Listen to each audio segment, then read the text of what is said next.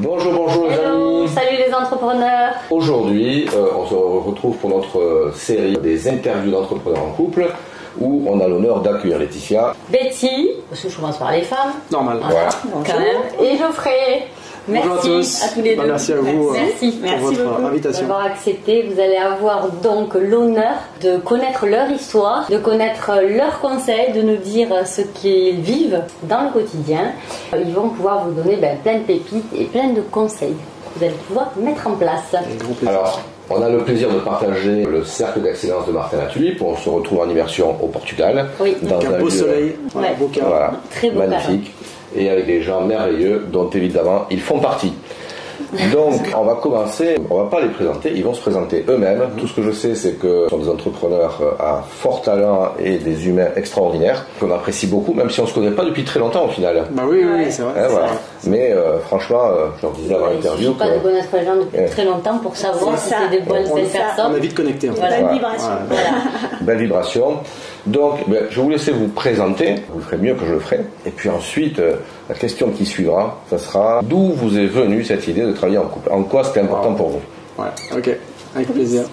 Tu veux que je commence? Honneur aux hommes, c'est ça? C'est ça. Ok. Cette fois-ci, oui. Ah, bah, On change un peu. On est dans un monde d'égalité. Absolument. ça. Donc je m'appelle Geoffrey Brochet. Moi j'aime me définir comme quelqu'un de passionné. Tout ce que j'entreprends avec passion. C'est vrai que là on parle d'entrepreneuriat, mais déjà même si j'ai été pendant longtemps dans la fonction publique, depuis longtemps j'aime entreprendre des choses. J'ai toujours été passionné de plein de choses depuis que je suis gamin en fait.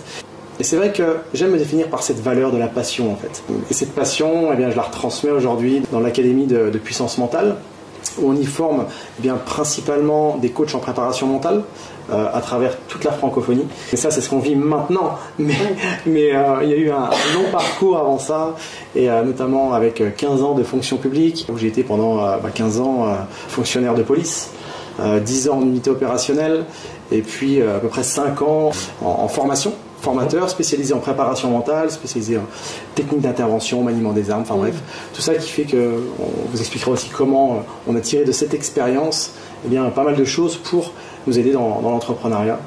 Et puis j'aurais même pu commencer par là. J'ai la chance d'être depuis très longtemps. Ça fait combien 22, 23 ans.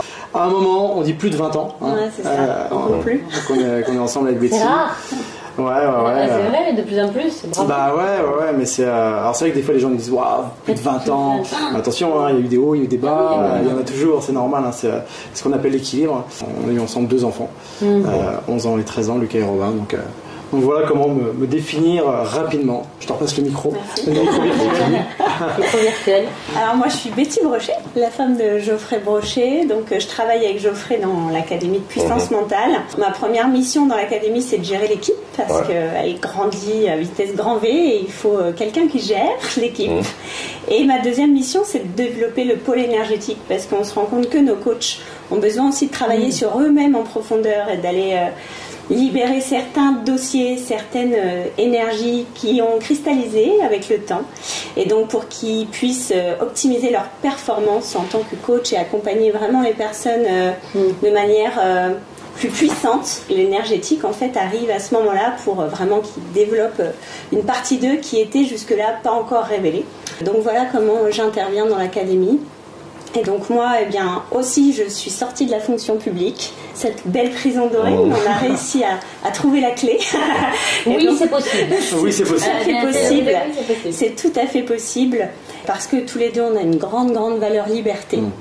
Qui n'était pas honorée dans la fonction publique, même si on peut l'avouer, on y est entré par vocation et par passion, parce qu'on avait à cœur tous les deux de contribuer à notre façon dans la société. Le monde, moi c'était avec les enfants et d'éveiller les enfants à voir le monde autrement, c'était vraiment une passion pour moi. 17 ans quand même. 17 ans d'enseignement, donc je suis partie avec le sourire parce que les enfants m'apportaient une énergie de dingue et ça reste des êtres exceptionnels. Mais l'énergétique fait partie de moi depuis toujours. Et donc, du coup, on est complémentaires dans notre activité. Et on a beaucoup de retours sur le fait que quand on allie nos 2 talents, on va dire, ça crée une super alchimie. Donc, voilà comment on peut se définir aujourd'hui, en tout cas. Et alors, l'intention, c'était quand vous avez décidé, alors Geoffrey, tu as été le premier à faire la démarche. Oui. Est-ce que c'était une stratégie que vous aviez tous les deux? Alors, pas du tout. Ou alors c'est venu après? En fait, moi j'ai quitté la police en 2020 et pendant à peu près de 2018 à 2020, j'ai fait grandir la communauté sur les réseaux sociaux, Facebook, Instagram. Et après, bon, je me suis dit, bon, c'est plus possible de rester dans la police. Attention, hein, là, nous on a quitté l'éducation nationale pour Bessie et moi la police nationale, mais il y en a qui restent et qui s'y sentent très bien. Je suis pas en train de dire que c'est mal, qu'il faut forcément partir. Ça, c'est toi avec. Oui, voilà, c'est avec nos valeurs. À un moment donné, on était valeurs, plus nourris dans ce qu'on faisait. Donc moi, pour moi, le monde de l'entrepreneuriat, c'est quelque chose de complètement nouveau. Je connaissais pas quoi. Tu me parlais de TVA, je dis mais c'est quoi? Enfin, mis à part quand j'allais au restaurant où je voyais TVA, mais sinon je savais pas déductible, non déductible, EIRL. Enfin bref, pour moi c'était un truc et je me suis dit bon, il va falloir que j'apprenne des choses quoi. Et donc je me suis lancé dedans et puis même à un moment donné je me suis dit j'ai ma vision d'entrepreneur en me disant voilà quand ça va grandir, j'aurai besoin de quelqu'un qui m'épaule. Et puis même avec Betty on disait tiens telle personne ça pourrait être sympa, telle personne ça pourrait être sympa. Et puis une fois en discutant, puis on sentait bien aussi que Betty, son énergie, son envie, sa motivation baissait. Oui. Tu vois, puis à un moment donné, je lui dis, mais tu penses rester longtemps mais sans penser forcément à travailler ensemble. Hein. C'était vraiment pas au goût du jour. C'était même pas dans le c'est possible, tu vois. Et on n'y avait même pas pensé. Et puis elle dit, j'ai peut-être demandé un mi-temps et tout. Et moi, je cherchais aussi à recruter quelqu'un. J'ai dit, attends, tu gagnes 2000 € dans la fonction publique, un mi-temps, tu vas être payé en gros 1000 €. Par mois et un mi-temps on sait très bien que c'est pas que la moitié du temps, hein, on utilise aussi plus de temps. Et là j'ai dit mais ça te dirait pas qu'on bosse ensemble? Mais j'ai attention parce que bosser ensemble là ce qui va être important là attention on va mettre un gros attention parce que nous voilà triangle c'est ça avec Betty, ça se passe très bien, vraiment c'est génial. Et Gilles, le but du jeu, c'est pas qu'on aille dans l'entrepreneuriat ensemble et que ça fasse foirer notre couple. Ah oui. Donc c'est le premier enjeu. Non mais c'est ça. Parce que là, ok, sur l'émotionnel, on aurait pu dire ouais super, qu'elle me voit un peu comme un sauveur, et puis moi un peu comme tu vois le sauveur, alors que pas du tout quoi. Je me suis dit non ok, on va mettre les choses à plat. Vraiment. Et alors on a fait un truc vraiment qui était assez original, mais je me suis dit comment faire pour justement mettre l'émotionnel de côté. Oui, être neutre. Voilà, être neutre. Qu'on soit pas juste dans cet effet lune de miel en disant ouais c'est génial, et puis au bout de 3 mois, pourquoi on a fait ça, puis qu'on se prenne la tête. J'ai dit ce qu'on va faire, si t'es d'accord, je vais te faire un entretien d'embauche, mais toi aussi tu vas m'en faire un.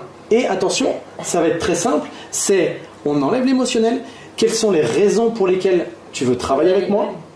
Et les mêmes questions dans l'autre sens. Hein. Pourquoi moi j'ai envie de travailler avec toi? Quels sont les risques de travailler ensemble? Sur quel point il faut être vigilant?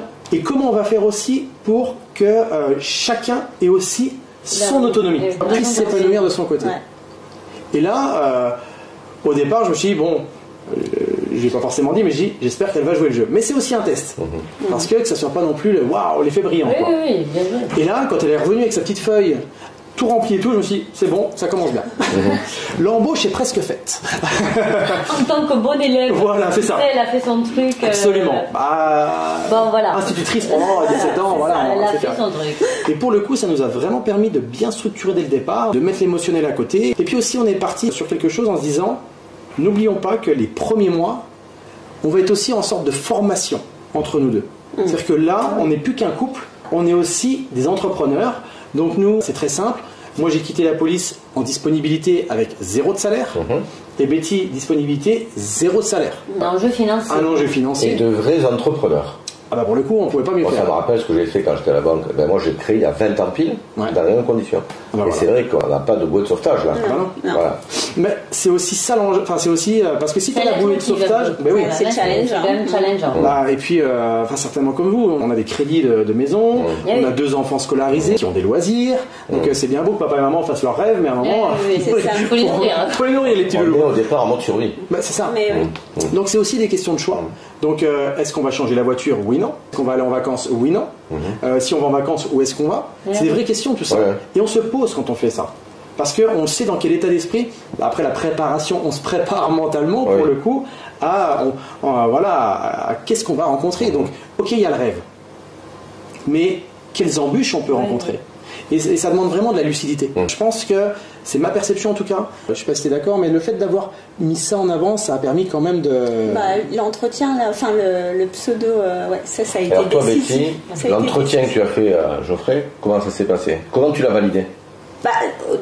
Lui, j'ai compris qu'il allait valider. Et toi, est-ce que c'était plus simple? Pour être totalement honnête, quand il m'a présenté les choses comme ça, je me suis dit, Elle a fait ça. Voilà. Mais j'ai pris du recul, puis je me dis, en fait, oui, il a raison.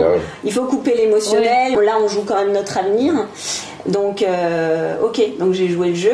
Et puis finalement, ça a mis les choses à plat. Et quelque part, d'avoir fait ça, moi, je savais aussi dans quoi je m'engageais, qu'est-ce qu'il attendait de moi, quelle était ma mission dans l'entreprise, mais aussi, j'ai pu poser mes limites. Et j'ai pu aussi lui dire, ok, c'est génial, mais moi je peux être que ta secrétaire en fait. Parce que moi aussi j'ai envie de développer quelque chose, moi aussi j'ai des choses à dire au monde, moi aussi, voilà. Et donc ça a permis de poser nos limites, d'être dans le respect de l'un et l'autre, dans nos ambitions en fait. En fait, c'est génial ce que vous dites. C'est le conseil qu'on donne au départ et que vous avez fait de manière naturelle. Je pense que c'est venu peut-être de par ton expérience aussi personnelle, où on est dans le mode je me prépare avant d'entreprendre quelque chose, quelle qu'elle soit, mais d'entreprendre quelque chose en tout cas d'important. Là pour le coup, c'est quand même hyper important.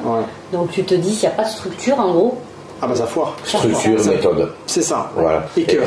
Et en fait, ça rejoint les premières vidéos qu'on avait faites sur business et amour compatible. Voilà. Et on vous dit avant que vous soyez déjà entrepreneur en couple ou que vous voulez vous y lancer, il y a justement des partages sur la vision, ce qu'on souhaite tous les deux. Travailler le génie de chacun, est-ce que tu as su très bien poser.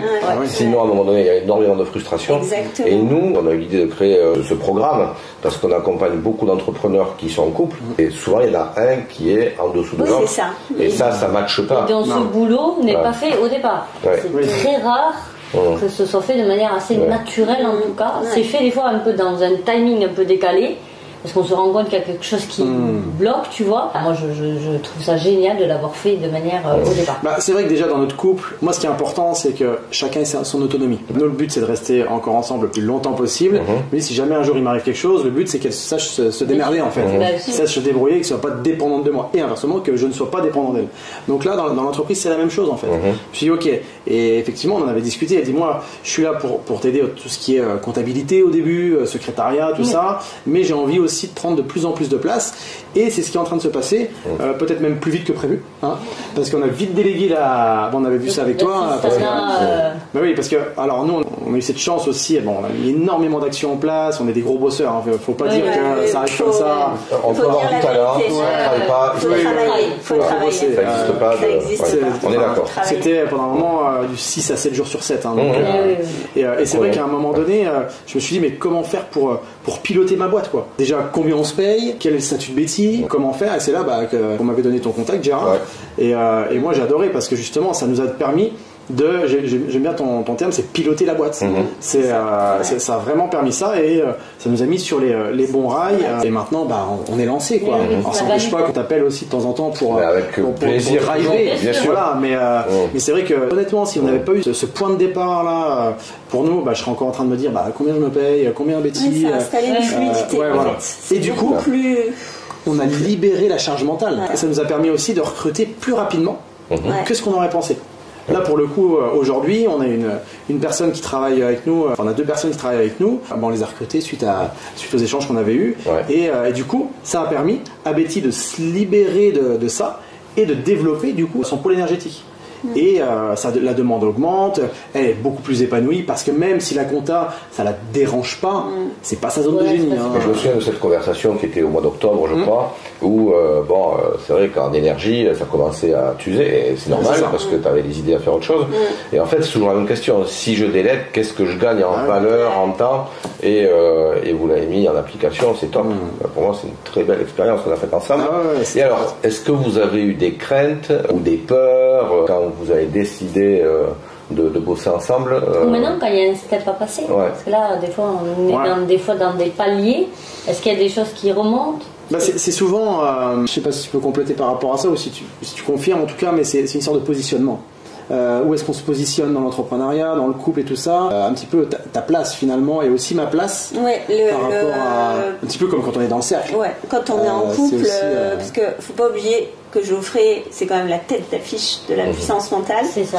Et ce qui a été délicat, et ce qu'il est aussi parfois, même nous on communique énormément, c'est de trouver sa place en fait. Quand on est la femme d'eux, et on n'a pas forcément aussi envie d'être toujours la femme d'eux, j'ai pas envie non plus qu'elle soit voilà, la femme de Geoffrey, et de se positionner et trouver sa place, non seulement dans le couple, dans l'entreprise, avec nos talents, avec ce qu'on peut aussi donner en plus-value à l'entreprise, parce que c'est sûr que chacun apporte sa touche et on s'est rendu compte aussi, on s'en était pas rendu compte, mais on nous l'a dit, que notre couple inspirait beaucoup de personnes. Et on s'est dit, mais c'est vrai qu'on se met pas assez nous deux en avant. Et nous, ça nous dérange pas même des fois les photos avec les enfants, tout ça, pour nous c'est ok. Et du coup, on le fait un peu plus. Et les gens, en fait, ils viennent aussi, quand ils viennent au sein de l'académie, ils adhèrent à une philosophie. Cet esprit famille. Voilà, et ils se rendent compte que comme on est en vidéo. C'est un concept. C'est un vrai concept. On t'achète à toi, il y a l'humain. On vous achète aussi. Oui, c'est ça. Votre énergie. C'est ça. Est-ce que vous nous donnez, quoi. C'est ça. C'est la connexion. Hyper important. C'est ça. C'est au-delà d'un programme, d'un accompagnement, il y a. C'est le fait de s'identifier. Il faut confiance en fait, parce Oui, qu'ils adhèrent on génère des valeurs, d'une certaine forme d'énergie. C'est vrai qu'on est beaucoup dans la bienveillance, dans la communication. Puis avoir la foi en ses projets. Enfin, on aime beaucoup élever l'humain en fait et découvrir ce qu'il y a de plus beau en lui. Enfin, pour nous, c'est hyper important ça. Et puis, ce qu'on propose comme programme, on l'utilise pour nous. C'est-à-dire que dans nos programmes, on dit, vous voyez, dernièrement, avec Betty, se passait ça, j'ai utilisé telle chose, je me suis remis au centre du... voilà, quels sont les besoins de Betty, Donc les gens aussi, on leur partage de notre quotidien. Bien sûr. Et parce que c'est pas le tout de vendre un programme avec des techniques, des stratégies, c'est comment nous, déjà, on l'applique, on l'incarne en réalité. Comme un vrai leader. Exemplaire dans l'exemplarité, dans les valeurs qu'a un vrai leader. Et pas dire tu fais ça. C'est exactement à un moment donné, il faut que tu incarnes ce que tu dis, sinon ça ne veut pas. Non, mais l'authenticité, c'est important. La valeur du sens mental. Encore plus aujourd'hui. Et l'équilibre vie pro, vie perso, c'est ok, tout semble assez harmonieux, homogène, mais est-ce que ça a mis un peu de temps pour se retrouver dans cet équilibre? Je te laisse répondre. Je compléterai. Moi, quand j'ai commencé à travailler, donc ça fait depuis septembre, là où c'était compliqué pour moi, c'est en fait, moi j'étais encore en mode fonctionnaire. Donc, du coup, j'étais clac, il fallait que j'attende la validation de Geoffrey pour entreprendre des choses. J'étais vraiment encore en mode. Le tampon de. C'est ça, et je faisais mes horaires 8h30, 17h30. Non, mais là j'ai fini ma journée. Donc, j'ai été beaucoup pendant 3-4 mois, j'ai eu besoin de nettoyer. Voilà, c'est ça, mercredi après-midi, mais j'étais encore vraiment dans le flow fonctionnaire. Mais j'ai eu besoin de sortir de là tranquillement. Puis encore une fois, la communication, où il m'a dit, écoute, là il faut qu'on se pose parce que tu me déranges tous les 5 minutes, prends des initiatives, il va falloir que tu t'en sortes. Enfin, je te fais confiance. Alors ce qui nous a beaucoup aidé, enfin moi en tout cas, c'est qu'il m'a fait 100% confiance tout de suite. Il m'a dit, écoute, c'est ok, lance-toi. Et puis, si tu fais une erreur, c'est pas grave, on rattrapera et c'est pas grave. T'apprends, t'es là pour t'apprendre en même temps que tu fais. Et puis au fil de l'eau, j'ai pris bien mes marques. Et puis voilà, aujourd'hui je gère l'équipe, c'est ok. Et puis finalement, il a vu qu'il y avait certaines choses. Il y a aussi d'autres zones de génie que j'ai découvert dans l'entrepreneuriat, comme le management, gérer l'équipe, j'adore ça, déléguer, puis tout ce qui est structuration, ça c'est important. Organisation des séminaires, organisation, gestion des événements, j'adore ça aussi. Donc du coup voilà. Mais du coup, est-ce que ça vous prend par exemple quand je dis l'équilibre vie pro vie perso, est-ce que vraiment quand vous êtes en mode perso, vous êtes en mode perso, c'est-à-dire qu'est-ce que vous avez mis des choses en place pour dire, écoute, à partir de cette heure-là, tu vois, on est en mode couple avec les enfants, on est une famille, quand on va au lit, on va au lit. C'est des choses que vous mettez en place ou ça se fait? Je vais te répondre de façon complètement transparente. C'est des choses que on s'est imposées et qu'on essaye de respecter le plus possible. parce que c'est ça la réalité. Quand tu es entrepreneur, tu es en plein lancement, ok, même si on avait dit qu'on mettait en mode avion à 18h, tu es en plein lancement, il y a vraiment des priorités. Par contre, à un moment donné, quand je vois Betty qui est beaucoup sur les réseaux, je lui dis et inversement. Et attention, Geoffrey, tu es un petit peu sur les réseaux, là, je fais ah ok. Donc c'est aussi à chaque remarque qu'on se fait, mais remarque pas critique, hein, mais on prend pas ça comme personnel. Et si elle me dit j'ai envie d'être sur les réseaux, c'est ok. Mais des fois on se rend pas compte parce que notre job c'est sur les réseaux aussi. Et ce qu'il y a de rigolo quand elle disait qu'elle avait des horaires, c'est que quand tu es entrepreneur, tu gères tes horaires comme tu veux. Quand à 15h, je viens la voir quand il fait beau, je lui dis tiens, ça te dirait d'aller faire un tour en quad en pleine nature? Ouais mais attends, là j'ai du boulot. Je dis oui mais là, libère ta charge mentale si tu as envie, on va se prendre du bon temps. Et on revient, tu vois, tu vas être dans une énergie complètement différente. Et peut-être que, ok, tu peux terminer à 17h, mais tu peux aussi terminer à 18h. On se gère comme on veut. On n'a pas d'heure. Moi, j'ai juste une remarque. Le changement d'identité, quand on passe de salarié à entrepreneur, il est souvent long. Et souvent, les gens ont du mal à se mettre dans cette peau-là d'entrepreneur. Et ce que je trouve remarquable, que ce soit toi, Geoffrey, et Betty après, il y a eu un switch avec une rapidité, parce que 4 mois, c'est rien. Moi, je vois des gens, ça fait même... on a une cliente, ça fait 10 ans qu'il est entrepreneur, il n'est pas dans la peau de l'entrepreneur. Il est en train de s'y mettre, parce qu'on l'accompagne, etc. Mais il est toujours comme un salarié, et ça c'est le plus compliqué. Tu as switché entre les habitudes de salarié, je passe d'habitude à salarié avec mon petit planning, mes horaires, ce que je dois faire, ce que je dois faire dans la journée, à oula hop, je change vraiment, mais c'est rapide. Hein. Et après, tout le long de l'évolution, et c'est rigolo parce qu'on en a parlé avec Martin, sur le changement identitaire, en fait, où on met des strates, c'est à chaque palier, qu'est-ce qu'on accepte d'être à nouveau, etc. Et à chaque fois, il y a des gens qui ont des boîtes aujourd'hui de 30 personnes, ils font comme s'ils étaient à 3-4. Moi, j'ai un artisan qui est devenu patron d'une boîte de 30 personnes, il culpabilise quand il n'est pas sur le chantier. Et j'ai dit, c'est plus à toi d'y être. Et mais j'ai l'impression de ne pas faire mon travail. Le travail évolue. Donc, nous, la question qu'on s'est vraiment posée, c'est quel style de vie on a envie d'avoir. Parce qu'on se lance dans l'entrepreneuriat, est-ce que c'est liberté, mais la liberté aussi peut faire en sorte que ça peut être quitter une prison pour en retrouver une où elle n'est pas dorée du tout, il n'y a aucun intérêt. Et je dis ok, quel style de vie on veut avoir? Nous, ok, on a cette valeur liberté qui est importante. Je me suis dit tiens, mais qu'est-ce qu'il existe comme style de vie dans les entrepreneurs qui sont déjà en place? Et j'ai vu certaines personnes qui étaient entrepreneurs mais qui bossaient, pas H24 mais quasi, et d'autres personnes qui bossaient 3 jours, pendant 7 jours ils étaient off. Je me dis quel style de vie j'ai envie Et moi c'est vers ça, c'est ce vers quoi je tends, ce vers quoi on tend en tout cas, parce qu'on est d'accord sur ce principe-là. C'est aussi, on n'a qu'une vie, c'est en profiter un maximum. Moi avoir 200 salariés, c'est pas du tout, c'est pas du tout notre objectif. Nous on préfère une petite structure, mais qui impacte aussi au niveau de toute la francophonie, mais on recherche justement des modèles pour pas avoir équilibré parce que cet esprit famille, humain, et faire grandir l'équipe en même temps que les gens nous accompagnent. Moi je préfère, là aujourd'hui on a des superviseurs qui viennent travailler avec nous, qui travaillent avec les coachs en formation, on n'en veut pas 50, là on en a 2. Et tant qu'on peut tenir à 2, je préfère 2 fiables, ultra fiables, que d'en avoir 10 et puis plus savoir qui fait quoi. Donc ça aussi pour nous c'est donc quel style de vie on veut avoir, et en fonction de ça on met en place les process, et pas on se laisse submerger par des process, et ton style de vie au final tu finis pris à la gorge, retour salarial ou retour à autre chose. On arrive à demander les conseils que vous pourriez donner, ça c'en est un. Betty, un autre conseil?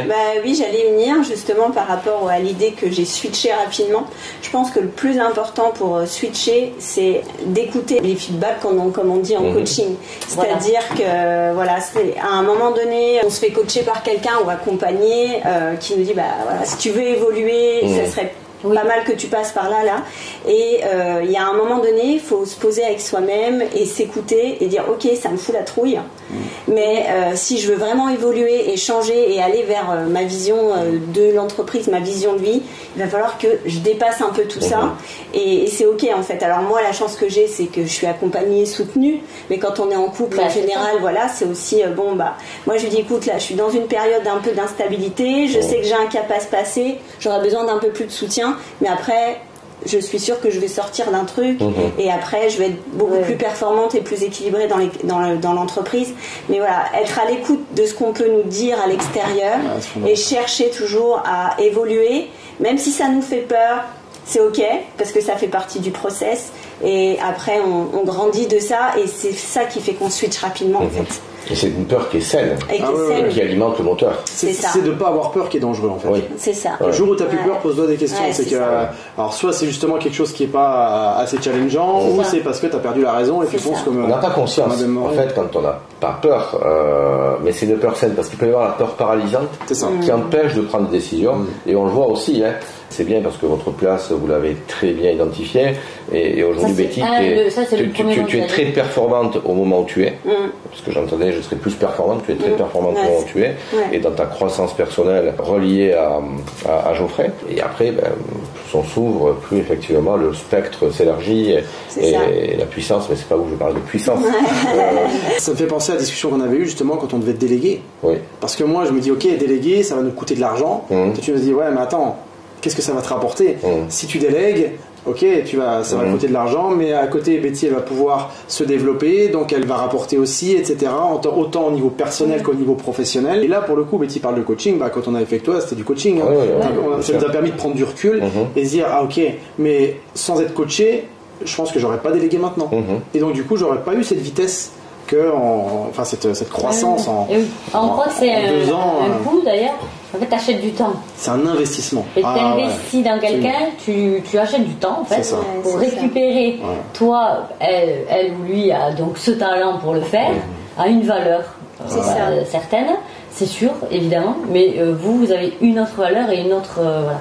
J'entends vraiment beaucoup dans le conseil, moi là j'entends vraiment beaucoup de communication, mais on est face à un vrai couple qui communique, qui écoute ses propres besoins, mais qui demande aussi et qui explique aussi là où on en est. Donc c'est vraiment de la communication qui me semble importante, parce que de savoir ce qu'on veut, c'est bien. Après de l'exprimer et de dire là, ou d'aller demander, vous êtes entre vous des ressources en fait. Oui, c'est ça. Donc exactement. Forcément d'aller quand même demander ça, c'est quand même, je trouve, c'est de l'humilité. Il y a de tout quoi, de l'authenticité, de l'humilité, une vraie présence aussi. Je trouve, vous êtes hyper présents l'un pour l'autre, être attentif en tout cas. Donc c'est un petit peu comme dans le cercle là où on est au Portugal, c'est génial. Betty, elle est en tant qu'accompagnatrice, elle n'est pas présente dans le cercle. Donc, et à un moment donné, on avait une activité prévue à l'extérieur, et je dis à Betty, mais viens, ça serait bien que tu viennes et tout, on passera un bon moment, tu pourrais connecter avec des gens. Enfin, je pense qu'elle me dit non, là j'ai juste besoin de me poser en fait. Mais je dis, t'es sûr de toi? Et là elle me dit, oui, j'ai vraiment besoin. J'aurais pu encore insister, et puis elle aurait pu venir, mais à quel prix, et puis pour quel intérêt? Là elle s'est posée du coup. Elle a pris un temps pour elle, elle est remontée en énergie, et après elle est allée avec des gens, elle a échangé, et là le niveau de connexion était vraiment de qualité. Alors que si elle était venue en disant ah Geoffrey je t'écoute et je viens sans s'écouter elle, il y aurait eu de la connexion mais qui n'aurait pas été de la même qualité. Elle se serait pas écoutée, donc c'est vrai que la communication pour moi c'est, mais même pour les gens qui sont solo entrepreneurs mais sans être en couple, de communiquer avec son conjoint ou sa conjointe, c'est hyper important. C'est fondamental. Ok, génial, un échange de grande qualité. Et puis un dernier point, vous avez su lâcher prise. Il faut lâcher prise. Faites confiance aux gens qui vous accompagnent, et c'est ça aussi qui a permis d'enlever des résistances qu'il y aurait pu avoir. Tout le monde ne l'a pas systématiquement, et faire confiance aux gens qui vous accompagnent, c'est énorme, parce que c'est ça aussi qui a permis. C'est une des raisons, c'est pas la seule, parce que vous avez beaucoup bossé avant, mais en tout cas sur ce que j'ai pu amener, ça a été vraiment ce lâcher prise, il a été énorme, parce que ça a permis d'aller très vite. Moi j'étais stupéfait franchement. Je disais à Laetitia, wow, ça va vite, ça enclenche et tout. Il y a le lâcher prise, et aussi on a une philosophie que rien n'est fixe en fait. Parce que ok, on travaille avec une personne, mais on se dit pas on va travailler avec elle pendant 20 ans. Là on est confronté justement, on a des équipes, des personnes ressources, où en discutant avec certaines personnes, entre nous, on se rend compte que ça colle plus. C'est ok en fait. On va leur expliquer, on va trouver un point d'entente, et tout est mouvement, et en fait l'idée c'est pas être jamais dans la force, dans l'effort, chercher la fluidité tout le temps. La sérénité. Voilà, c'est ça. Et accepter que ça bouge en fait. Et puis savoir rester en haute énergie pour pouvoir être à l'écoute des autres et se régénérer, parce que ça passe par nous. Un énorme merci Betty et Geoffrey. Un énorme merci. Alors, Ce beau contenu. Betty, si on te retrouve sur les réseaux, on te retrouve où? Alors c'est Institut de bien-être énergétique, c'est ma page Facebook, sinon Betty Brochet, vous allez me trouver facilement sur Instagram. Allez vers elle, franchement, allez vers Betty, franchement, c'est... On va tout vous mettre de toute façon sous la vidéo. C'est top. On te retrouve avec Geoffrey, Puissance Mentale. On te retrouve où, Geoffrey? Alors, site internet www. À part au Portugal. À part au Portugal. Mais dépêchez-vous parce qu'on part demain. Donc, trop tard, de toute façon. On est parti le temps du montage, tout ça. Mais www.mapuissancementale.com. Sinon, sur les réseaux, Insta, LinkedIn, c'est Puissance Mentale. Je pense que si vous tapez même dans Google Puissance Mentale, je devrais apparaître. Voilà, c'est ça. Voilà, donc un couple d'entrepreneurs assez extraordinaire, voilà. Qui ont du contenu énorme à vous amener. Du côté possible. Moi j'adore parce que c'est le côté possible, parce que tout est assez possible en fait. Et en toute simplicité. Et en toute simplicité. C'est ça. Fondamental. Voilà, c'est fondamental. Simplicité, authenticité. Bravo, merci beaucoup. Merci à vous. Merci.